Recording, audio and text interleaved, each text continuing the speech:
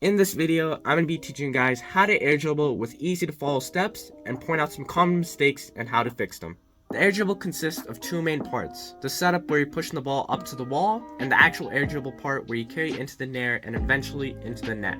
To start the setup, I recommend going into free play, and you should drive up to the ball and start your setup at a slight angle so when you go into the carry part, it is easier to score it. I don't recommend going into training pad because all the setups are the exact same and consistent. I recommend going to free play because you can experiment with the setups like in a real game, because in a real game all the setups are not going to be the exact same. The angles, the positions, the boost amounts, all going to be different, so free play is the better choice. When pushing the ball, make sure not to go too fast or too slow. And right before you get to the wall, let go of the gas or lightly hit the brakes to make space between you and the ball. We create this distance so you can eventually pop the ball up from the wall. Once you have created that distance, drive up to the wall and pop the ball up when it's around the half hexagon point. Make sure not to pop the ball too hard as it will hit the ceiling, which will ruin the carry part, and make sure not hit it too lightly. So make sure to hit it with just enough power so it doesn't hit the ceiling, but it's not too low so you can get a good enough height and it doesn't ruin the carry part. Don't pop it up too early or too late as this will mess up the setup. That's it for the setup, so now it's time for the actual air dribble. After popping the ball up from the wall, you need to jump and air roll accordingly so your car is upright and your nose is facing the ball.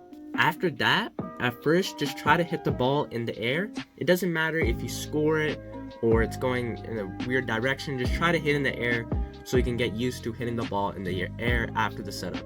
If you're struggling with jumping from the wall, air rolling, and boosting in the air all at the same time, you can try and practice this movement without the ball so you can get used to it. And once you're used to it, you can go back to it with the ball and try to hit it in the air. Once you are able to consistently hit the ball in the air, try to aim for the net, and once you've done that, try to get a softer first touch so you can try and get multiple touches afterwards.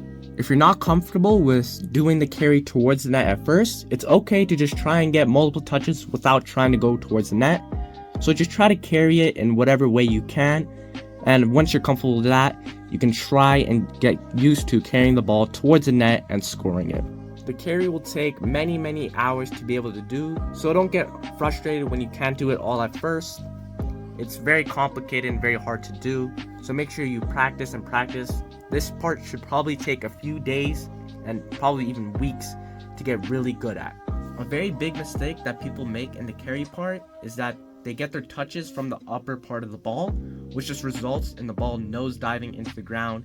Also make sure to not hit the ball on the lower part as well, or else you will just lose control, you go in front of the ball, and you will mess up the air dribble. There's no specific sweet spot on where to hit the ball, that all depends on the angle, speed, and height, but you'll be able to feel this out when doing the air dribble.